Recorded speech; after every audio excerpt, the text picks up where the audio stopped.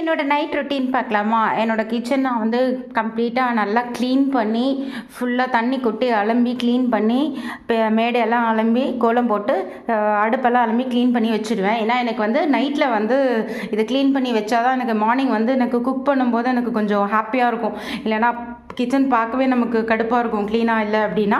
அதே மாதிரி சிங்க்லலாம் நான் வந்து பாத்திரம் வந்து நைட் போட்டு வைக்க மாட்டேன். நான் வந்து சிங்க்கில் போட்டு வைக்கக்கூடாது ஆக்சுவலி. அன்னன்னைக்கு பாத்திரத்தை அன்னன்னைக்கே தேய்ச்சிடணும்.